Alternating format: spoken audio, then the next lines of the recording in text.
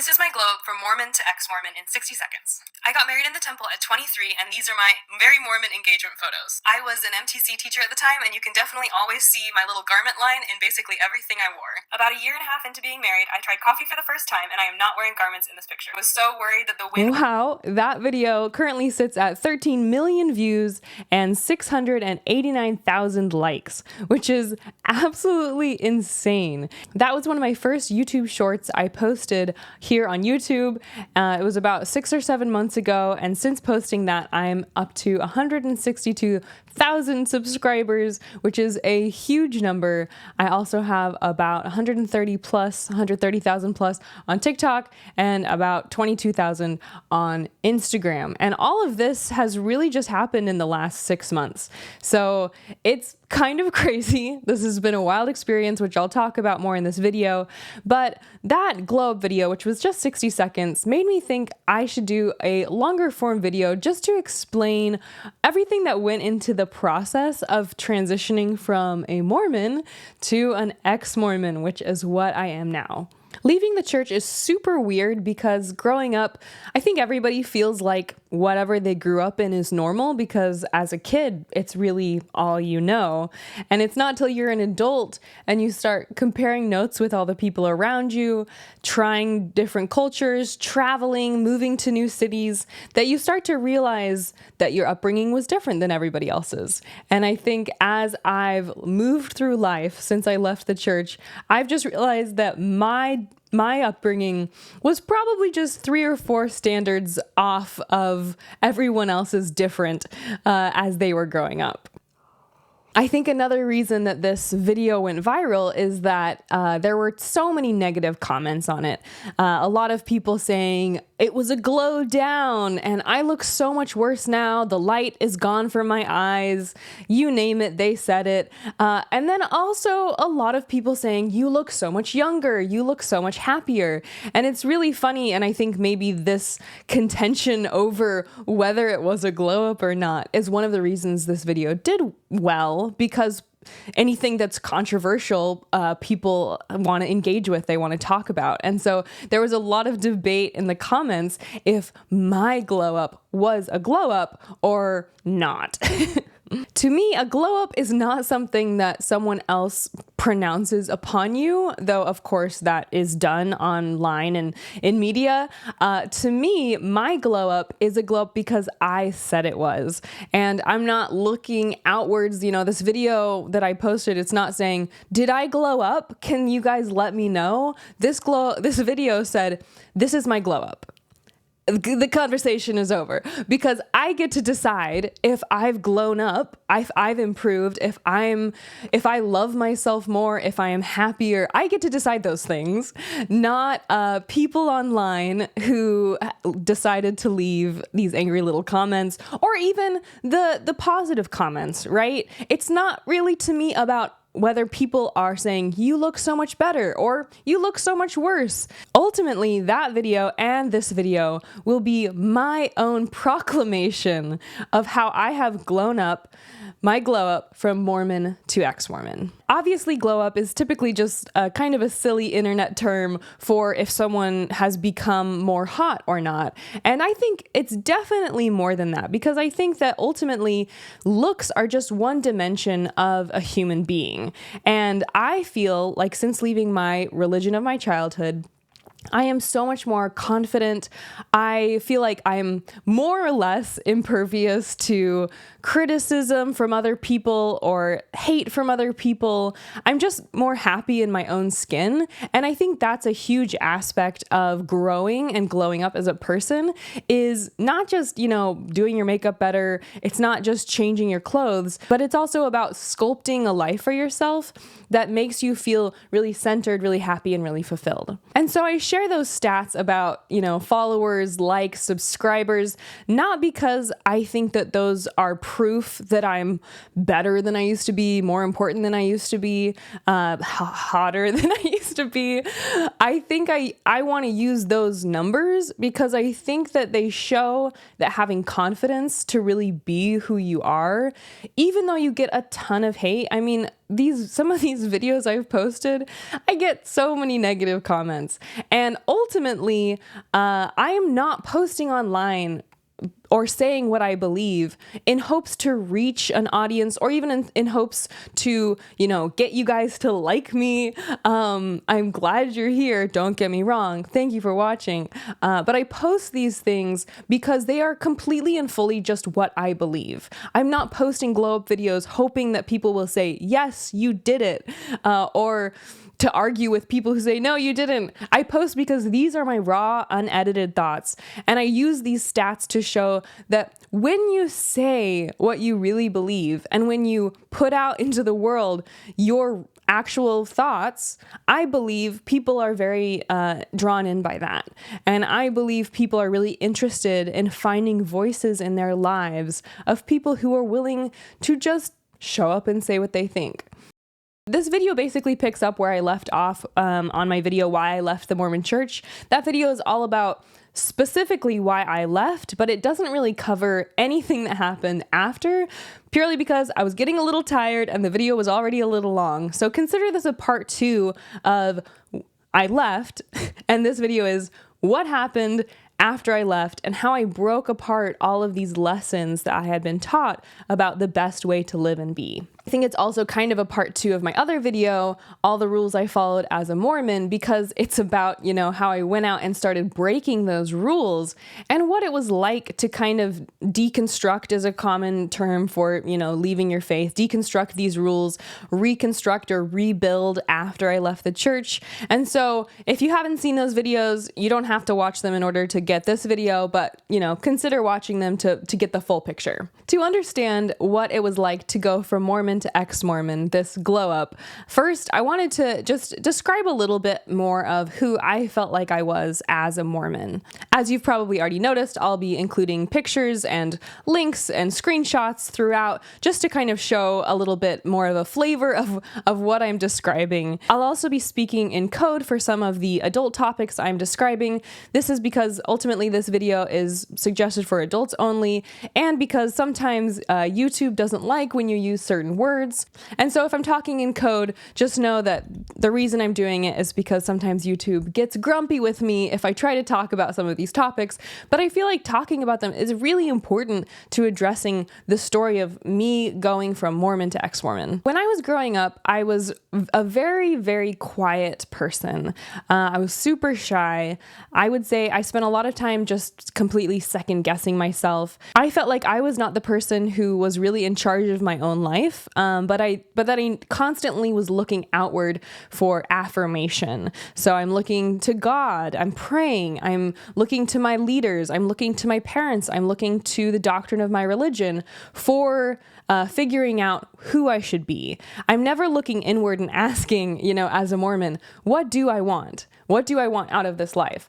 I am always looking outward at all these other, powerful positions of beings or religion to try to figure out if I'm a good person, if what I'm doing with my life is the right thing. And it just made me very anxious as a human being, because if you're living in your own body, because we all are, but you can't make any of your own decisions, then it makes it feel like taking any steps forward really causes a ton of nervousness, anxiety, dread. I think I just always felt like I should be trying to figure out what God wants me to do, what my religion wants me to do. And even just the fact that I could never know for sure if I was a good person or if I was on the right track. That ultimately wasn't really up for me to decide. I'm just the person living in my body. I'm not the person who's going to be there judging me at the final judgment. And so I think I always really was looking outward to try to figure out, how I'm squaring up as a human being. And it just really made me an anxious person. I think another aspect of my upbringing was also definitely just really hating my body, which is really sad. But as a girl and as a woman, I really felt a sense of being disconnected from my body, because a lot of the messaging I got growing up is that your body is a sin, that your body can be used to tempt other people or lead them into temptation. There's one quote from a church leader where he says that you can become pornography because of the way you dress. And so that by dressing in tank tops, suddenly my body would be transformed into this heinous, horrible thing. And it felt like just covering my body meant that it was still there. It was just covered. And so I think I just really connected this messaging about how women's bodies are sinful to myself growing up. And I don't remember when I found this comic, but I wanted to share it here because this is how I really felt as a young Mormon girl growing up, which was that I just wanted to have my own brain. I wanted to be my own person. I didn't want to have any association with my own body. I just wanted it to be almost removed from the situation, removed from the conversation, so that I could move through the world without having to worry about how my body impacted others, about if I was showing too much skin, if I was going to lead others into temptation, or if I was going to get unwanted attention and feel like I was the reason, I was the guilty party for getting unwanted attention because of the way I had acted or dressed. I also spent a lot of time being pretty closed off from the world because I felt like I should only make friends with people if they were good people. So if I met a classmate who made me laugh, was really cool, seemed like a great opportunity to make a friend, if I heard them say the word damn or hell, I would immediately shut that relationship down and not really open myself up to that person. And the same goes for if they were listening to the wrong music, if they talked about their parents drinking, the list goes on and on for disqualifiers. And it made it so that growing up, I was very closed off from the world and really pretty closed off from making friends unless I could find people who adhered to all these different metrics of Mormon goodness. And that was pretty hard because I grew up in Montana, Texas, and Kentucky. And so I didn't grow up in Utah. I didn't grow up around kids who would be following Mormon specific standards. So it really meant that most of the time I was trying to close myself off from most of the people who I would meet, most of the young people, and really ultimately ended up being friends with just a very small group of kids. Typically, I would just be friends with the one other Mormon in my high school, or I'd be friends with the kids who spent a ton of time studying, never went to parties. And so I was just very closed off from making friends with most people. My husband and I had been married for about a year when we ultimately decided to leave the church. And as I said, the entire rationale from that is in my video, Why I Left the Mormon Church. Before we jump into what it was like initially after I left the church, just a quick reminder to please like this video if you've enjoyed it so far. Subscribe to my channel if you want to learn more about Mormonism, about my story growing up in the church, or if you just want to learn more about interesting facts to do with the church. A lot of what I'm going to share today, I've put into my book, How to Leave the Mormon Church, which is an ex-Mormon's guide to rebuilding after religion. And this video really does cover a lot of the topics that I share in the book, more broadly. A common criticism of this book that I wrote is that if you want to leave the Mormon Church, just leave. It's so simple.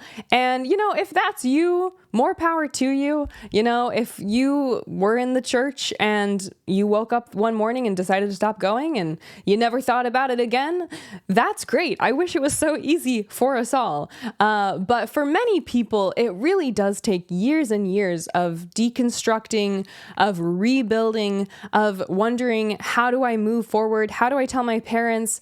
How do I tell my kids if I have them? How do I go and order a drink from a bar if I'm curious about that? It's really not so simple as just waking up one day. Please consider checking out the book. It's a pretty quick read, and I think it will help. After my husband and I decided to leave the church, I really wanted to move out of Utah. At that point, we were living in Lehi, and he had a job. I had spent a year teaching in Utah, and I really, really hated it. And I just wanted to basically go and try something completely different. I had never even been to New York City, but it just had this allure to me as this place that was going to be completely different from living in Lehi, Utah, which is what I had been experiencing up to that point. I also think that living in Utah made me feel a little claustrophobic after leaving the church. I would notice that people would garment check me. Mormons wear religious underwear called garments, and it's pretty easy to tell if people aren't wearing their garments. It just feels like the entire culture of Utah, at least for me, this is just me, felt like Mormonism was woven so thoroughly through it that after I stopped believing, it felt like it was just something that I was still constantly coming into contact with. There's a chapel on every block. There are temples everywhere. There's street signs named after people in the Book of Mormon.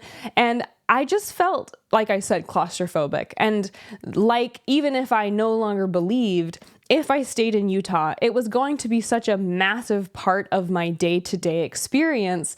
And I just so thoroughly did not want that. And so that was another huge aspect of leaving to New York, was not just that I wanted to try a new city, but also that I just didn't want my day-to-day to be so embroiled in Mormonism by living in Utah. I do recognize the irony of saying I wanted to escape Mormonism, but yet here I am making all of this content about Mormonism. And I think that there's a huge difference in making content and posting it online versus walking out your front door and having the church all around you. When I close my apps out, I basically become just another random person on the street. Here in Texas, I've never had anyone recognize me. I don't see temples everywhere I go. And so when I'm in Utah, I recognize that myself, I'm very easily recognized as an ex-Mormon, and that comes with all sorts of baggage walking from day to day.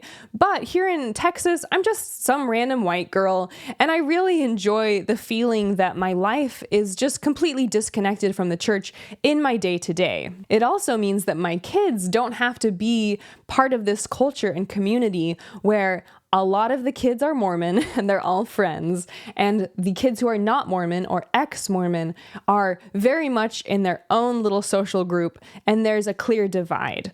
From talking to other ex-Mormon content creators, their kids go to school and some of them get bullied because the kids know what the parents do. And so another benefit of living here in Texas is it just means that my kids won't have to experience this Mormon, not Mormon, ex-Mormon dynamic, but they just get to grow up completely separate from all of these social structures that come with being in Utah. When we first moved to New York, we ended up living in Brooklyn. We lived in Williamsburg for a bit and then in Crown Heights. And it was such an overwhelming experience. And we were really, I think, a little naive in expecting that we could go from Lehi, Utah to just seamlessly moving to one of the most populous cities on the planet with crazy housing restrictions. And it's just a different world. I mean, no cars, the subway. There's so many aspects of living in New York that were just wildly different from living in Utah, which I know is what I said I wanted, but sometimes you can want something but not really know what the thing is till you're there, and then it's very surprising. Not to say I didn't love living there, just to say that in many ways, trying to escape and just expect that living in New York would make me some crazy different new person that would be totally different and totally separate from my Mormon me, that was a little naive. In New York, I continued being a teacher. I switched from 9th grade, which is what I had been doing in Utah, to 3rd grade, which was better because the children were much more loving and kind, and kind of the awfulness of how mean the kids were to me was one of the difficulties of teaching in Utah. A few weeks into the school year, I went out to get drinks with some of my new coworkers, and we were all circled around this table, and I remember them asking more questions to me, why did you come to live in New York? I started explaining, I was Mormon, I lived in Utah, and I left the church, so I moved halfway across the country, and this beer I'm holding is probably the 3rd beer I've ever had, and sharing about the endowment ceremony and garments. And I remember as I started talking, more and more people just falling silent and listening, and just these faces of shock start to evolve on their face, and feeling like, if I had told this story in Utah, people would just be like, oh yeah, you left the church. I've met people who've left the church. Oh yeah, garments, everybody wears them here. But in New York, in a group of people completely removed and unfamiliar with Mormonism, the stories somehow were way more shocking to them, which I found to be really interesting, but also clarifying, because it helped me realize just how different my upbringing really was. Because even if it felt so normal in Utah, for much of the rest of the world, even within the United States, people who grew up on the East Coast, these facts of my upbringing were really shocking, and most people would say sounded kind of cultish, even though I would not have used that term to describe my religion at the time. There were, as I said, there were so many things I loved about living in New York. I met so many different types of people, so many people who were just so different from how I had been raised. I had one friend who had open relationships, and she would talk about them so kind of not just casually, but confidently, like she was happy with the decisions she was making. And, growing up Mormon, talking about anything to do with sex was so incredibly taboo. And so to meet somebody who would just share about her life in the same way anyone shares about their life was really eye-opening to me, because it helped me normalize the fact that many people live many different ways. I also had a friend who I went to a dinner party that she invited me and my husband to, and she had her parents over as well. And I remember that her parents and her were all taking shots together and then laughing and talking and sharing the most outrageous jokes with each other, and just seemed to be having the best time. And I remember watching them like it was something I had never seen before. Because it really wasn't something I had ever seen before, that people with their parents could be involved in adult things like having drinks together and having a great time together, and that there was no finger wagging, there was no judgment, there was no, hey, you're a bad person, but they were just having a good time with each other. And I think seeing these people living these ways, seeing these friends having these dynamics in their, romantic relationships, in their familial relationships, was really completely mind-blowing to me, because I was seeing dynamics played out that I had never even imagined could play out in a positive, happy way. I think seeing this destigmatization take place within these human relationships was really healing for me, because it made me feel like I could be empowered to make choices for myself. I could be empowered to make choices that I wanted, removed from this moral paralysis of, will that make me a good person, or will that make me a bad person? And who says I'm good or who says I'm bad? But seeing people just truly being led through their own lives by making choices that brought them happiness. One thing I also loved about living in New York was I just had a lot of women in amazing leadership roles that I learned a lot from. They were just very powerful, really dynamic, amazing leaders. And that was also something that I hadn't really seen as an adult growing up. Past 18, I was basically in Utah, and everywhere I went, there were men in leadership positions. And so moving to New York was kind of the first time I got to see women in positions of power. And that was very impactful and very empowering to me, coming from, in the church, in the Mormon church, no women can be in a leadership position over a man. If you look at the org chart, it's almost completely men. They put women at the bottom, at the very bottom, very small. There's just a few of them, and they only recently started doing that. Women can't hold the priesthood. If a woman has, when a woman has a baby and the baby's being blessed, she can't even stand in the circle while the baby's being blessed. She has to sit in the pews while the baby she literally grew and birthed out of her body is held by the men who have the proper authority.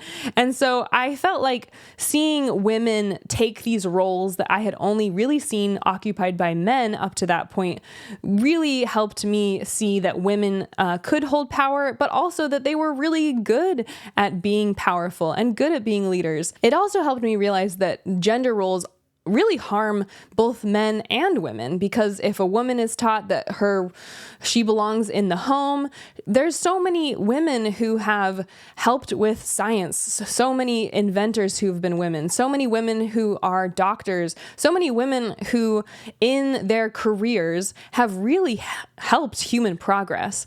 And so teaching that women ultimately should be at home with their children really impedes human progress, because it tells the women that want to be out there having a career that they shouldn't want that, and that they should want to be in the home. Conversely, it also teaches men that they shouldn't connect as closely with their children.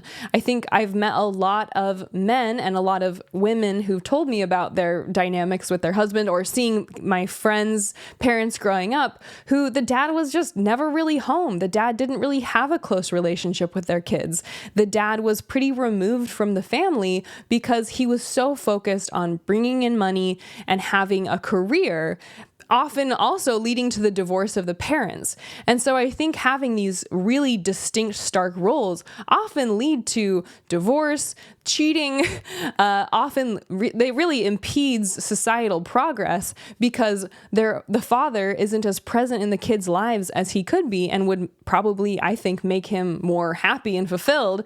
And the woman, puts off or chooses not to pursue dreams outside of the home because she feels like it's immoral or wrong for her to want that or pursue that. Another thing I started to confront much more fully as I lived in New York and left Utah and left the church is my mental health. When I was growing up, I really struggled with something called SH. And if you're not sure what SH is, you can Google mental health SH to see what that stands for.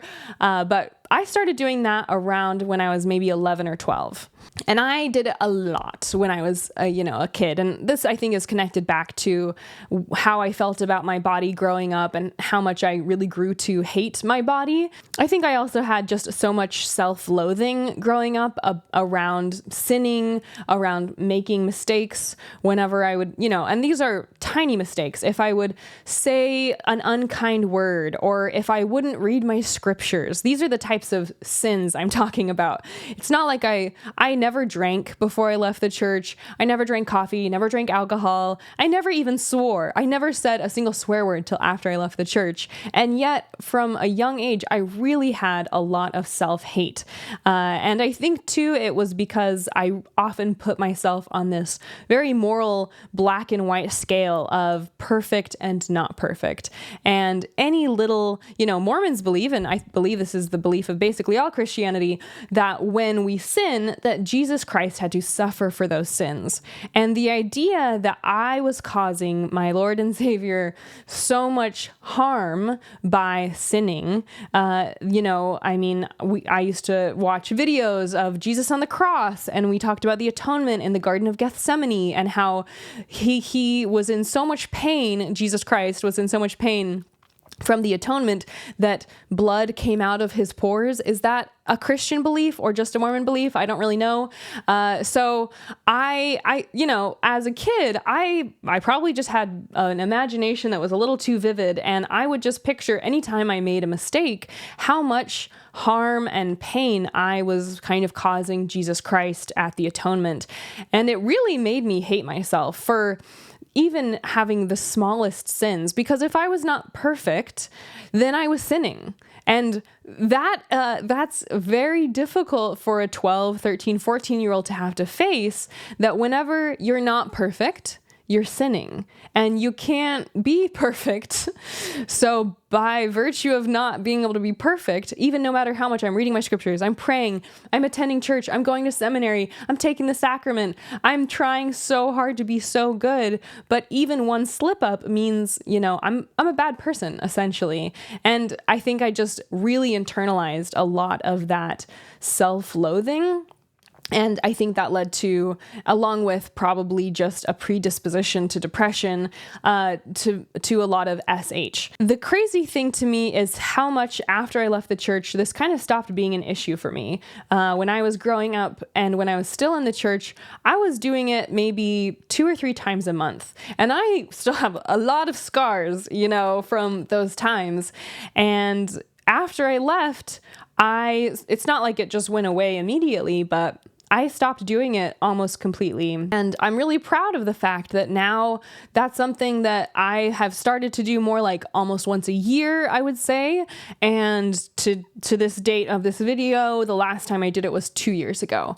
I am 31. So I'm proud of that. I'm proud of the change, but I also do see that there was a complete difference between when I was still a member and after I left. Because now, if I make a mistake, if I say a swear word, or if I think an unkind thought, I can just say, well, I'm just a human being, and that's just a choice I made, and it's in the past, and I can apologize, I can make up for it. Or if it was just a thought, no one even heard it, I didn't even hurt anybody at all, and I can just personally resolve not to think that again. And it's just, I feel like it used to be that if I did something wrong, I was hurting Jesus Christ himself. And now if I do something wrong, I can just say, okay, let me just make it better. Let me just put more good into the world. And it's not this very dire sin, repent, Jesus Christ atonement dynamic of my life. It's just me being a human being. And so I think that removing this massive amount of guilt associated with my religious beliefs helped me step away from a lot of the repulsion I felt towards myself, a lot of the self-loathing, and it really made me a lot more free. And there was a huge difference in my mental health in the church versus leaving the church and deciding to make a life that I chose for myself instead of trying to always be thinking about what would God think of me. With that, I'll say so many people have asked me to talk about why I am an atheist now. I think that needs its own video. It's going to be its own video topic because there's a lot to get into with that. So if you want to see and hear me explain more of that specific belief change, subscribe, it's coming soon, but it's a lot to talk about, so it'll be its own video. At this point, still living in New York, I lived there for 2 years after we left the church, and basically for most of New York, I was still wearing very modest clothing. There's 2 reasons for that. The first is I just had it was such a mental block for me to get over the modesty thing. I remember so vividly the first time I wore a tank top out in public, and it was, it's not like this is a very strappy tank top, or I guess halter top, I don't know. But the tank top I wore for the first time in public was really thick straps. So instead of like a spaghetti strap, it was basically like a thick strap. I'll show a picture here.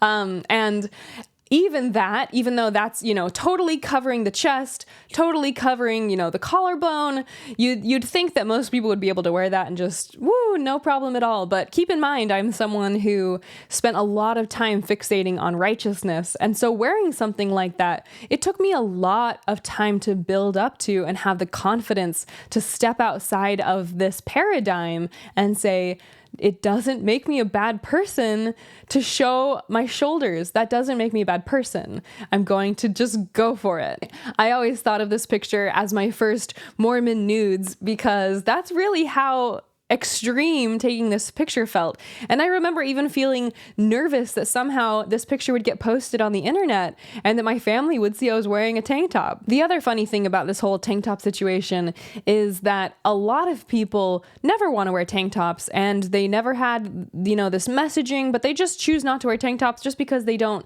want to. And for me, I always really wanted to wear a tank top. I always thought bikinis were really cute. I loved how they looked. I wanted to wear one. So it wasn't that I had put this off because I didn't want to. I had put off wearing clothing like this because I was scared. I was afraid of being a sinner. I was afraid of showing my body, in the Mormon community, the ex-Mormon community, wearing a tank top is called having porn shoulders because, it's the whole "you become pornography" quote. And so that's why I think ex-Mos have come up with this porn shoulders term, because it really does feel that lewd, that inappropriate to put yourself out there like this, because you've been so thoroughly messaged just how bad it is to do these little things that getting over that mental block is very difficult. New York was also the time of life where I just started really feeling like I wanted to experience everything. Like I just wanted to experience all of the world is so big. The world is full of so many things. And I feel like I was really raised to believe that so much of it was capital B bad, and that if you took part in it, you were a capital S sinner. And I remember, when I was really little, I watched Austin Powers on accident at my friend's house. My non-member friend, her parents had on Austin Powers, and it was the fembot scene. And I remember seeing this, the scene take place and feeling so anxious about it, so guilty about it. And I never told my parents because I was worried that if I told them, they would not let me hang out with that friend anymore. And she was one of my few friends that I had at that school. And so when we left the church, when we were living in New York, I was recalling this experience of watching the fembot scene in Austin Powers. And my husband and I, Jackson, we put on Austin Powers and we watched the movie. And I cannot communicate the amount of dread I felt after I first saw that scene when I was a kid. I felt so incredibly guilty about it. And so to watch it then later as an adult and just realize, oh, it's kind of just a silly movie with a lot of silly innuendos, and it's comedy. I remember we finished the movie and we turned it off, and just like how I had felt when I first tried coffee, when we first left the church, when I first tried alcohol, I just looked around me and shrugged, just kind of in awe of realizing just everything was the same.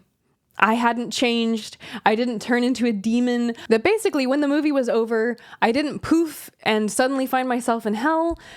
It was the same. We had just watched, a moderately funny movie, and then we went to bed and we woke up in the morning. We went to work. We didn't become unemployed somehow.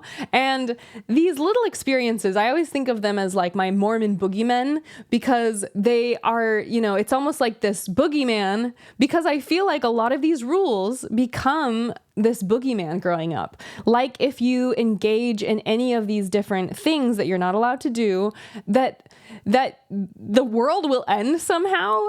And in reality, when you go and do them, you realize, oh, everything's more or less the same. And I'm not a bad person for drinking coffee. It just made me have a little bit more energy, and when I drink a little bit too much, I get a tummy ache. And so during this time, I started watching a ton of movies that I had never been able to watch growing up, started listening to all the music that I had never been able to listen to. At one point, we went to the Brooklyn Museum, which was having an exhibit on David Bowie, and it was wild to me that every single person around me was sharing all of these memories of his music, talking about, oh, I love this outfit from this album. And I had never heard of this person, never once. I mean, I wouldn't have been able to pick that name out of a list of 100 names as someone that was notable in any way. And after we went to that museum, I just listened to David Bowie's music nonstop. And he was just the beginning of all of these artists that so somehow every single person that I met in New York had heard of all these people, and I looked at them just with the most blank face, like I've never heard of that person in my entire life. Prince? Who is that? Never heard of him. And I've really held on to this feeling of wanting adventure, this hunger for experiencing life since I was in New York. And I think it just makes me feel more alive to try these things and to do these things. And not to say I'm not careful, because when you're trying new experiences, especially certain types of new experiences, you definitely need to be careful. And I'll talk about some of those specific things in a bit. But just the idea of even opening myself up to the world, trying new experiences, made me just feel honestly so alive. And when I was a little kid growing up, I remember my mom making this comment about how she just really wanted her daughters to be safely tucked away into temple marriages.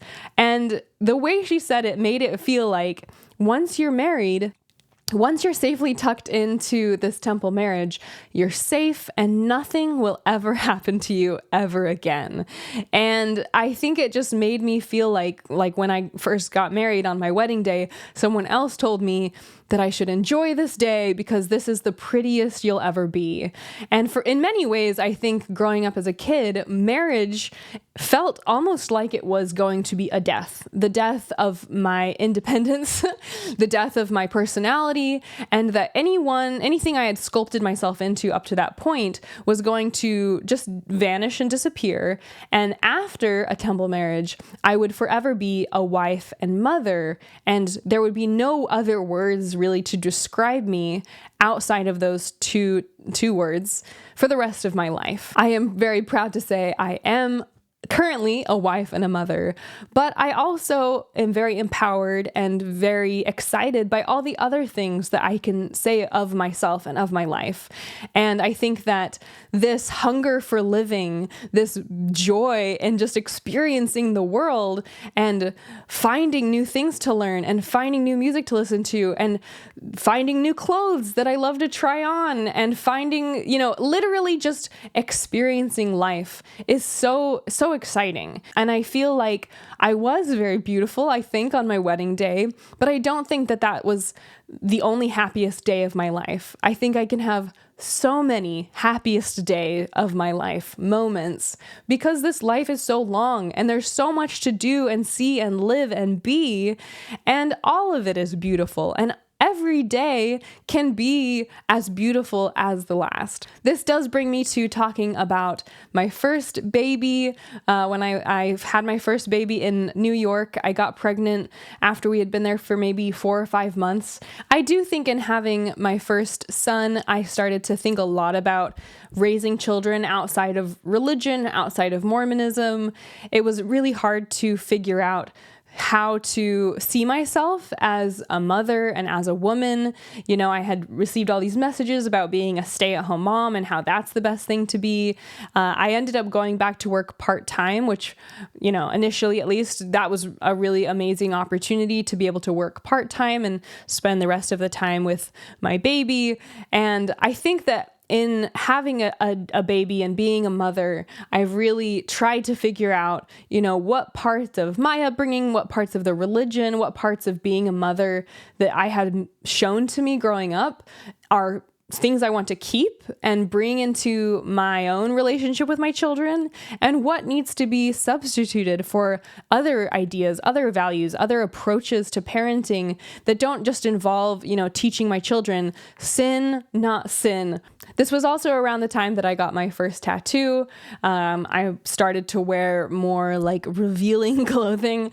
And all of those things came out of a desire. And I think the reason I love doing them so much was because it finally felt like I was taking my body into my own hands and saying, hey, this body right here, this does not belong to God. It does not belong to the bishop or to the church or to the temple garment. It belongs to me. And so if I want to do this with my own body, I can. And if I don't like it, well, at least I made the decision for myself and not someone else making a decision for my body for me.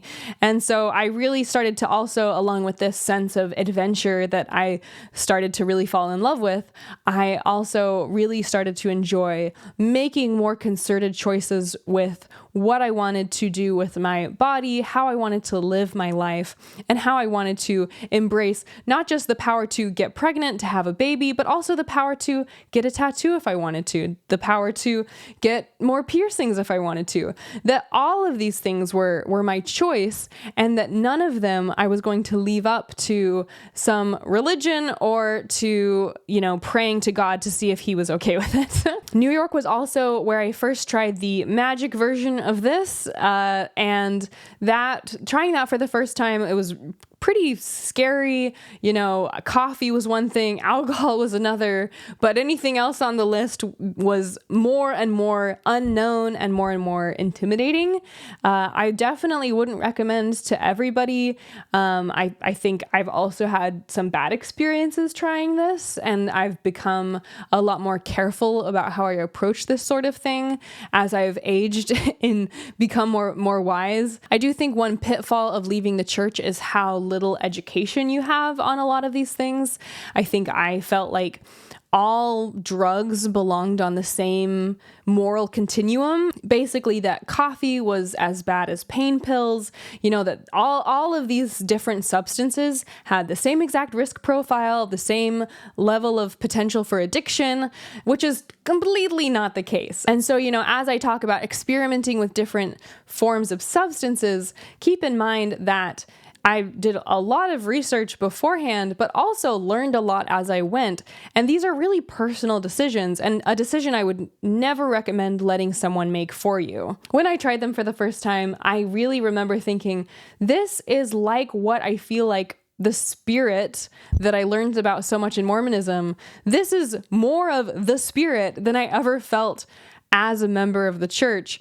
Just this overwhelming sense of peace, happiness, calm. I remember feeling more certain of myself. And the great thing was too that the after effect of this experience lasted for a very long time and just made me feel so much more centered, which is kind of a woo-woo word, but that's the word I'm gonna use.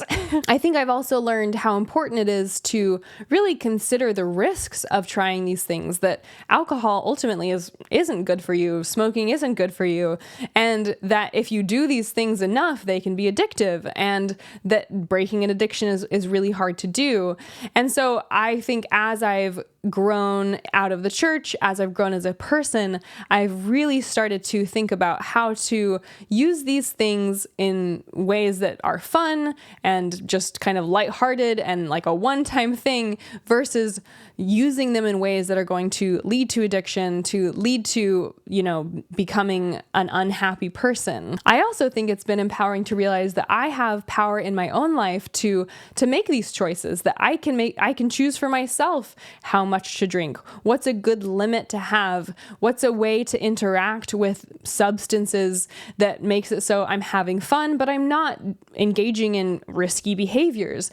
I have the power to choose that for my own life, and I have the power to make good decisions and to say, hey, that was too much. I'm not going to do that again. Or, hey, like, this is a situation in which I'm that is nuance, right? I have the power to choose for my own life and to see the nuance between when I can, when I can't, how to be safe, how to avoid risk. Those are all things that I was never taught in Mormonism. I was just taught good or bad.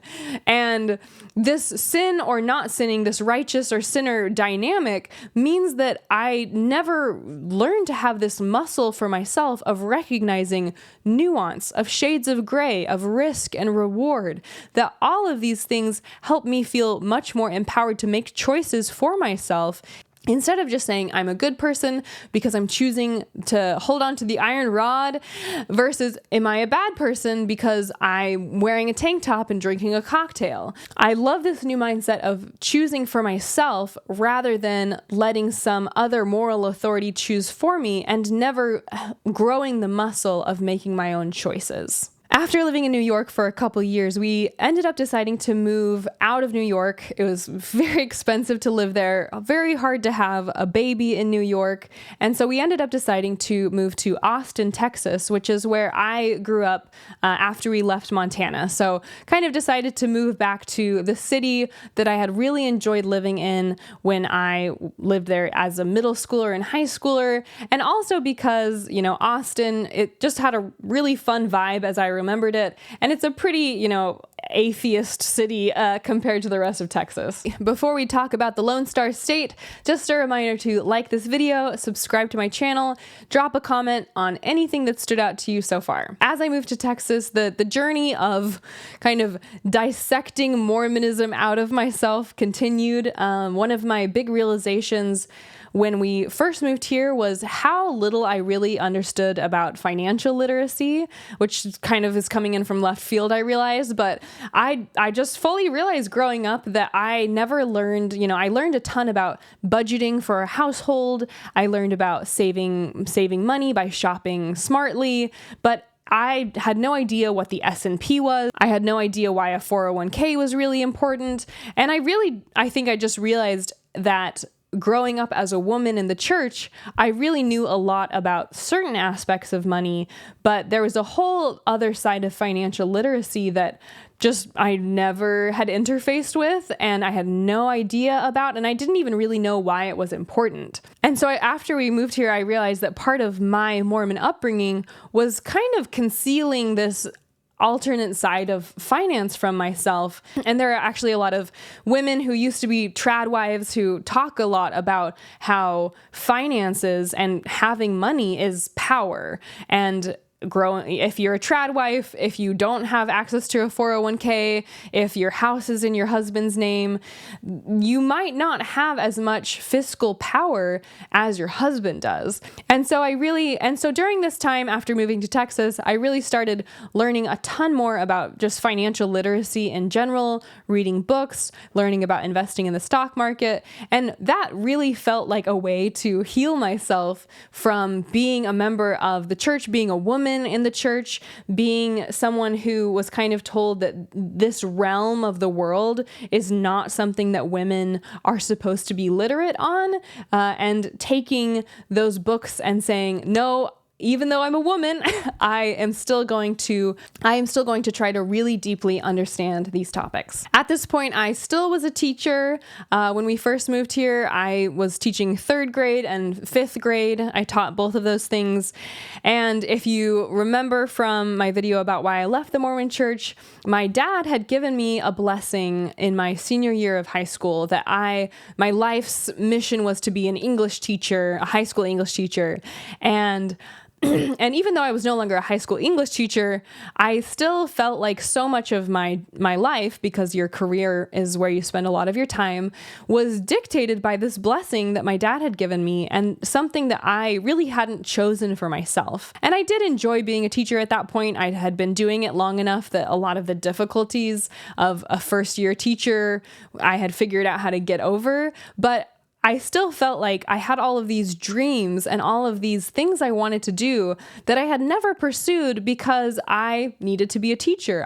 That was the way I had to make money. That's the way I had to, get a job pretty easily. And so I was still being a teacher, but still feeling like it wasn't what I really wanted to be doing. Throughout all these years, I would have book ideas, business ideas, dreams, goals written down in my notes app. But because I was being a teacher and I was a mom and I had all these responsibilities, I pretty much just wrote it down in my notes app and then shut my phone and said, well, I'm never going to be able to live that dream. And so every day I'd be walking into the school and I'd just be feeling like I am doing this right now because of that blessing my dad gave me, because of my degree, because of my teaching certification. This part of my life, even though I've deconstructed all these other aspects, I'm wearing my tank tops, I got my piercings, I've broken down all of these other parts of my life that I felt like were so dominated by the church. My career was still very much in place because of Mormonism, because of this blessing, because of following through on this guidance from God that I really wanted to break away from and do something different. During this time, I also got promoted to be an assistant principal of the elementary school where I was working. And I honestly was still pretty unhappy, but I felt like, hey, I've worked so hard as a teacher. Now I'm in a leadership position, and I was really proud of the progress that I had made in my career. And this is where the story gets a little crazy, but I'm going to share it. So when the school year was just about all the way done, it was the year after the pandemic. Things were really chaotic. We had about 5 different principals that year. I had stayed constant throughout. I had been at the same school for several years at this point. In the final month of the school year that I was an assistant principal, we got a brand new principal. As I said, we'd been getting new principals kind of throughout the year. And that principal, so she stole a copy of the state test. And you're not supposed to do that. She took it in secret and she ripped the seal and she brought it into my office and basically said that she wanted me to help her cheat on the state test to make our scores better. And that she wanted me to use the state test to create reviews so that we could give the kids copies of this review, that they'd be more prepared to see the actual questions that would be on the state test. This is obviously kind of crazy. And so I knew it was cheating, obviously. So I tried to figure out what to do. It was very shocking in the moment. Basically, I decided to report her for doing this. I called HR, made a report, and they were very, grateful. They said, "Thank you for making this report. Thank you for being honest. Thank you for coming forward." The next day, she resigned. And that same next day, basically, they said that they wanted me to stay home because I had seen the state test and they felt it was basically a question of making sure I was not on campus interacting with students after having seen the state test, and still throughout getting so many positive things said to me. Thank you for coming forward. Thank you for sharing this. As soon as the state test is over, we're going to get this resolved. You'll be back in the school. And at this point, I'm 7 months pregnant and it was really stressful, reporting your boss for breaking this guideline. It was really stressful. To make a long story short, because obviously there's always so much to stories like this, I was at home and I was waiting for the state test to be over, and the school leadership called me, and I probably sounded like such an idiot because I answered the phone and they said, "How are you?" And I said, "I'm good." And they then launched into firing me. And they said the reason I was being fired was because I had viewed the state test. The phone call was so short. It was just a few minutes. And they fired me effective immediately at 7 months pregnant. And I hung up, or they hung up, I think. And I was in shock. Honestly, I had no idea that was going to happen. Even though I did speak to a lawyer, for many reasons, I was not able to have a lawsuit against them. Texas is at-will employment. I did file a request for unemployment because I was 7 months pregnant, and they contested my unemployment and tried to keep me from getting unemployment. Essentially, I was wrongfully terminated, and the unemployment case concluded that as well. And I think that after I had worked at that school for a very long time. Most of the children knew my name. Not only was I a teacher there, I also was promoted to be an assistant principal there. I had worked really hard. And after so many years of pursuing this job in education, so many years of giving it my best, even though it wasn't my dream, I still felt like I had just been kicked in the butt. And I will say I did even contact the TEA, Texas Educator Agency, about this, and they didn't get back to me. So I guess they just thought everything was hunky-dory. I don't know what they did on the school side to kind of try to resolve the situation, but I essentially kind of just got kicked out the back door. And I felt like I had given so much to education. I gave so much to my students. I worked all throughout the pandemic. I showed up. I did my best. I got promoted. And almost like the universe, I don't really believe in signs from God, but getting fired after trying so hard to make this square peg fit into the round hole was to me just the nail in the coffin of saying, I've been trying to make this whole education teacher thing work for so long, and after all this time, this is what it amounted to. When I talked to my husband, Jackson, about this, basically saying, I just feel like I've tried so hard to make teaching work, and now this. And I love him so much. He was so supportive, and he basically said, have our baby, take your time, and when you're ready to go back to work, do something that you really want to do. Follow a path that you are really going to be happy with. And he knew I had all of these ideas, and dreams and notes in my phone, in my notes app. And he basically said, hey, if this is what it took for you to finally have the, courage to break away and do something that you're more passionate about, that you feel like you choose, now's your chance. This is your opportunity. I think in looking back through leaving Utah, New York, Texas, I had all of these kind of mind melding moments where I had said, I don't want to do that anymore. That is what Mormon me wanted to do. I'm going to break away from that. I'm going to wear the clothing I want. I'm going to try the substances I want to try. I want to learn about, fiscal responsibility, which I had never learned about before. All of these moments, which are like little stars across the course of the story. And I think hitting this moment of getting fired for trying to do the right thing after giving so much to education and so much to teaching, so much to the school, just felt like the final moment for me to say, enough is enough. I am just going to try to do something that I really want to do with my career for the first time ever. About 2 weeks after getting fired, I sat in a coffee shop and I wrote the introduction to this book while crying because I was still really upset about getting fired. And, I think I just realized that trying to live your life for other people is such a losing game, because even if you do everything they want, even if you make them happy, even if you please your parents or your religion or God or your spouse, even if you do everything you can to try to make those people happy, and maybe they are happy, you're still going to be living a life that they chose for you, or a life that you contrived to try to make them happy.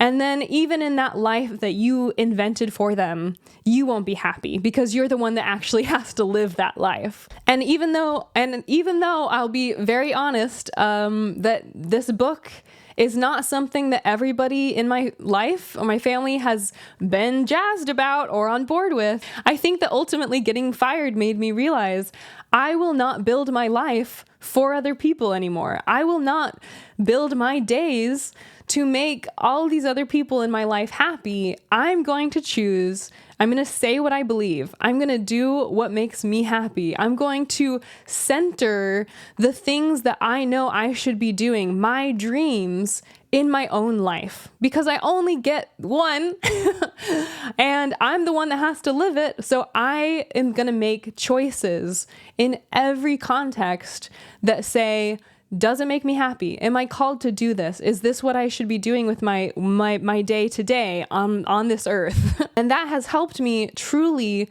glow up from being a person who was obsessed with being a good Mormon to being a person who finds ways to live her life in the way that makes her happy. After my baby was born, maybe 6 months later, I was kind of writing the chapter by chapter. It was very slow moving. And I then posted my first ever video on TikTok. And, at first it was really slow going. I had pretty low views, and I was just saying exactly how I felt. And that's still what I've done to this day. And it's been honestly super strange to see just how fast maybe these accounts have grown, or at least it feels fast to me. I think that often it does feel like a lot of pressure. There's a lot of criticism, and I think the criticism is fine. I think ultimately criticism is what makes the world better. Sometimes I see comments that I say, yeah, that's true. Next time I'll say that differently, or maybe I'll think of that topic in a different light. And sometimes I see criticism and it makes me laugh because they're just, being rude, which isn't real criticism. And that brings us to the me that is here and now.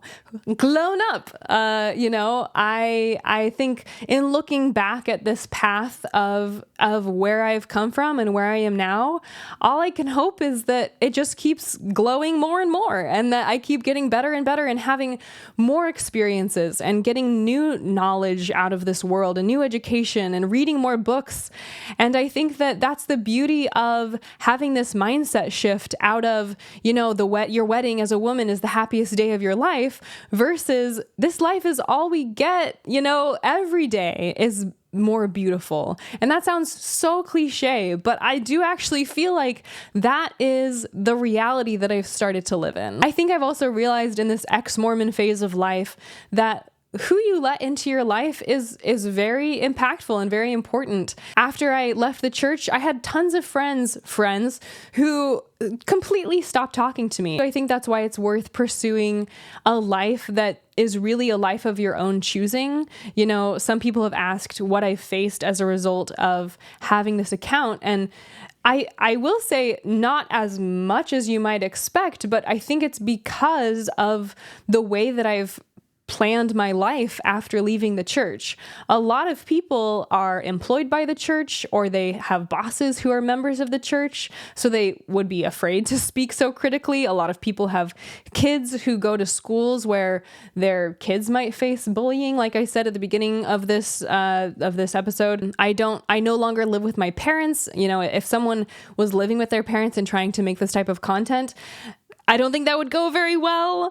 I'm not reliant on my parents financially. And so I will say that even though it feels, easier for me to make this content, I think in large part that's because I've set up my life in such a way that I do not rely on the church, and the church is not part of my personal life in any way. And so I think that just speaks to how important it is to fill your life with things that give you freedom, and fill your life with things and even make sacrifices for that freedom, and say, I'm not going to live in Utah, even though I have a lot of family there. And so really, I am kind of in a singular position to be able to make this content and criticize the church because I have worked so hard to keep it from my personal life. My days now here as an ex-Mormon are pretty unremarkable, though also somehow way different than what I expected as when I was growing up in the church. One of the biggest criticisms of my content is that I talk about the church too much. I mean, ultimately, that is kind of the niche that I'm filling with this content, but I figured here at the end of this video, I would share a few of my other hobbies or things I like to do in my own time. I have a cactus collection that I love. I try to collect as many varieties as I can, and I have them kind of all over our home. That's one of my big hobbies. I also love to run. I've run in marathons, half marathons, 5Ks. I just really enjoy the experience of running. As I said, I have my 2 kids. I have a family, so a lot of my time is just dedicated to loving my children, giving them cuddles, and spending time with my family. I also really love painting. That's been a huge passion of mine for a really long time. So whenever I have free time, I love to just paint, and typically paint whatever it is I'm thinking about. I don't really sell my paintings or anything like that. I mostly just paint just because I enjoy it. I've also always loved reading and journaling and writing. I wrote this book, obviously. I'm hoping to work on a second book soon. And so that's where I also spend a lot of my time. I'm sure that there will definitely be comments below of many people saying, she didn't glow up. And as I said at the beginning, that's not really a negotiable thing. The content is made, the video is made. I have said what I said. I did glow up because I'm the one living my life. And for those who are watching, wondering, hey, how do I glow up? I hope that you pursue the same things that I've been talking about that I pursued, which is not looking around and saying, how did that person, get better makeup? How did that person get better clothes? How did this person get smarter? I want to be more like this person or that person. Instead of looking around to figure out how to become better, I think you should definitely look inside of yourself and say, what would make me happy? What would make me put more good into the world? And those are the types of questions that I think will truly help sculpt your life into something that is for you, by you, not looking around and trying to compete with other people, but rather looking at yourself in the mirror and saying, what do I need to do to love that person? Don't believe in influencers, prophets, gods, dogmas. Don't believe in any of that. Believe in yourself. And as always, I will see you all next week.